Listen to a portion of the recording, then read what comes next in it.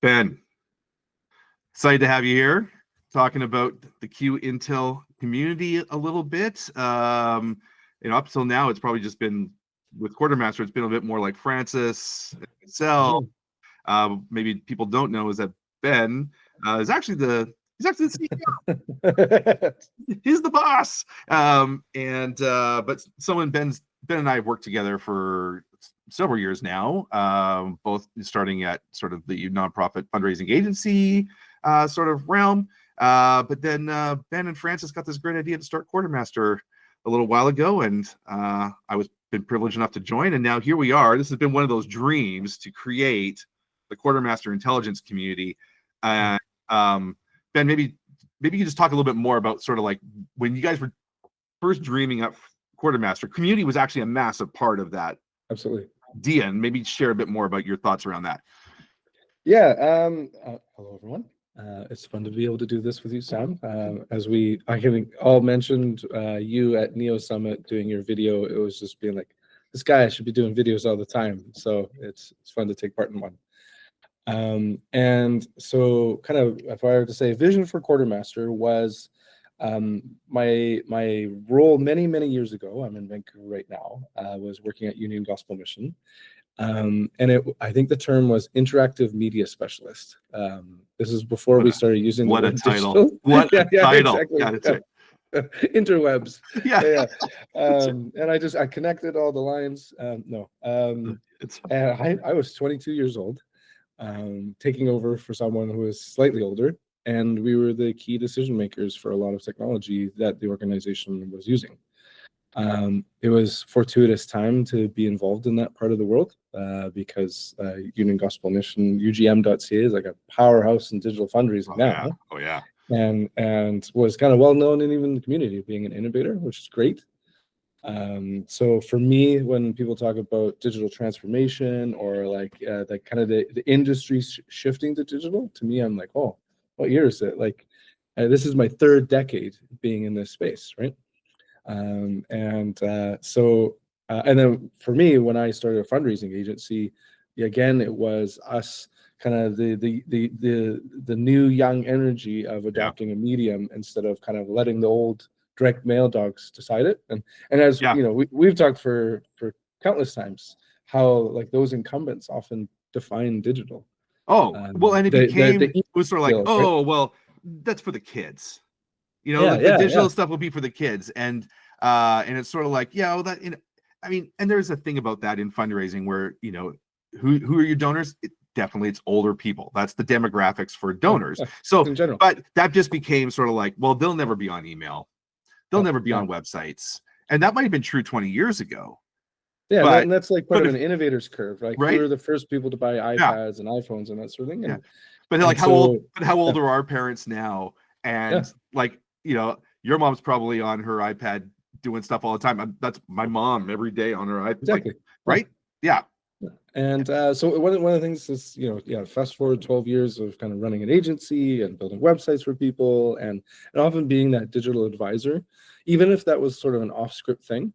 So it was just like, what are the alternatives to working with the agency, working with the platforms themselves and their content, which tends not to view the whole landscape? And how do the people who are the day-to-day implementers or just kind of need that practical step forward? And a couple of things for us is, one is like, if they could connect with each other, that'd be unbelievable. That's a space that like we've both seen a lot where often an agency is a hub and spoke, and they're helping to solve issues that happen again and again, and that scales for them. Like, we know that's kind of the thing, but it was like how they connect with each other would be amazing, and that we could provide kind of a light touch guidance. The idea of kind of being the intelligence community, and like, hey, have you heard about this? And I think even like a fun one for us is like, how do we provide extra content for them? Is kind of doing these little deeper dives of like, hey, this new change happened to a platform. Let's unpack it in detail, kind of thing. Yeah, even as just you were saying, and we've been doing this for a long time, but I suddenly remembered a story from my own experience. Like when I worked for the charity that I worked for a number of years ago, we were looking around to get a better peer-to-peer software, like platform. We'd been using something that was okay. It just really lacked some features and really wasn't terrific, and I started shopping around, but I was like very, very new to the game. And in terms of nonprofits, like I'd only been maybe with the charity like maybe 6 months at this point.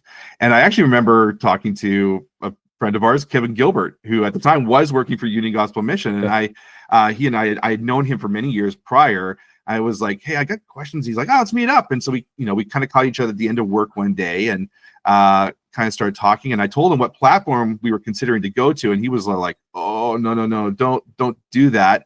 And in my mind, though, it was like, if I was like, no, we're trying to mature, then that's the platform we should be on. And, and because I felt like it was like, it was sort of like in that moment, the checkbox that I was using was sort of like, is this a recognizable name? Does this look like it would do the job for me? Probably, the decision matrix. Yeah. And you're in the matrix. My little matrix, which was like, does it do email? And you compare 3 of them and you're like, check. And like, well, I guess they're all equal. And, you start going down those lists and it's like, but you're not looking at it from a, like the qualitative standpoint or, and it was one of those things where in retrospect, I wish I'd listened to Kevin's advice on that, because we ended up changing that platform and being quite frustrated. It was expensive. There was a number of things about it that I ended up kind of going, I wish I'd listened to the community that I'd gone to, because I sought advice. They said something, and then I kind of was like, I don't know if I but it was a community of one at that moment. Had I been able to maybe ask a few other people, or someone was like, hey, we've been thinking about, we ran into this last year, and we thought about, we did this, or this is the challenge we encountered. You're not alone in this, Sam. Those types of things. I even when I got to network, I kind of felt like, oh, I'm actually kind of in this. I'm in this industry. I'm in this club of people who are doing this kind of work, and I felt good to be in a community. But at that moment, and I mean, we're talking, this is like 15 years ago. It's like I didn't understand the value of that community in that moment, which I now, many years later and more gray hair later in my, from technology, I suddenly realized I'm like, oh, that actually was probably been more valuable than doing 10 demos with 10 platforms.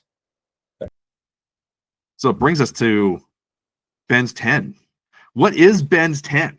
I'll let you kind of share a little bit about this, and just so everyone knows, Ben's the master at just coming up with the name for a brand. We've all been doing this a long time, but Ben's the guy you go into a meeting with him and he just rattles off like 3 catchy, pithy names for something. And I mean, Ben's 10's it's a good, it's a good one. But let Ben tell us a bit more about what this is and how this can be important for any of the people that are, that are interested in the Q and Tell community. Yeah. So one of the really important aspects of Q and Tell is a guarantee.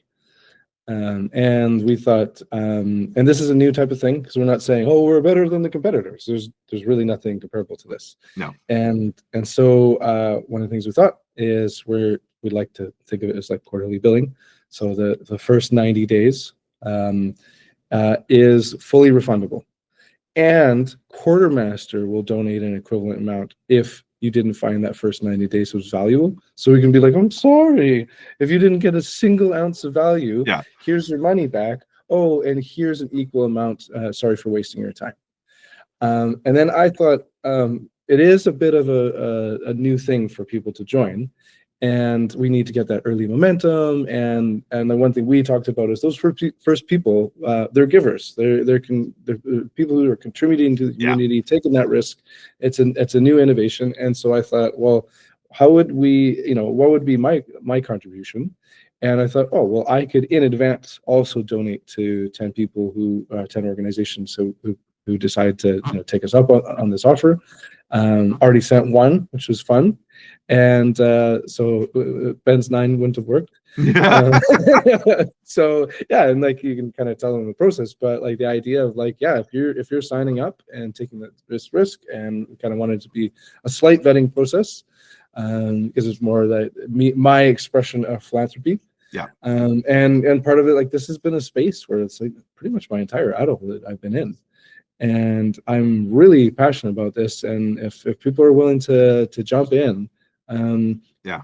Here's $300 to get you going to pay for your time, because I think we both know, the time scarcity in a nonprofit is so fierce. So the idea of Oh. signing up for something, even if they're like, well, if I don't like it, get my money back and a gift. So it can essentially be for no money. You're getting $600. Like if you want to view it like that, but Yeah. obviously people aren't kind of going into it for that. But the idea of being like, well, at least I know I'm not going to have a time regret. And I'd encourage people when they do walk in to be like, hey, here's some practical things that I'm dealing with right now, and we're ready and willing to be helpful contributors to their kind of community needs. A lot of digital problems are like, hey, this WordPress, what could I do with this? My form is having these issues. I kind of want to maybe end a discussion on this, just saying the noble versus ignoble challenges. Yeah. And it's surprising how many hours can go to if you think of say email, just formatting issues and where else is there a home to even just vent about it? Yeah, right? Totally. 100%. Yeah. That's really, we want to create that place. And this is just, that it's a quote unquote, a safe space where no question's dumb.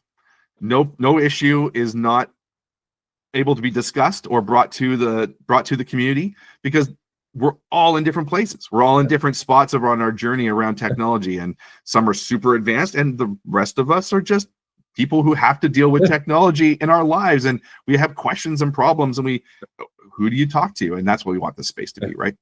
All right. So the way you can get involved and apply to become potentially one of Ben's 10 is to go to the Quartermaster website, and we have a special page for this, which is qmaster.io/Ben's10. And we'll have that link in the description for this video, and on the social posts and wherever else we are posting this video. But that's where you go. There's be a form on that page.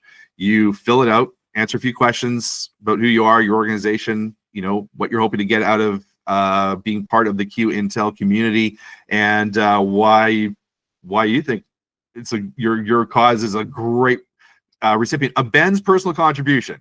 And let me just really clear, this isn't even Quartermaster making this donation. This is actually Ben making a personal donation to your organization at the same value of what you will pay for and being part of the community. And so the cost there is $297 for the first 90 days of your membership, which it works out to $99 a month.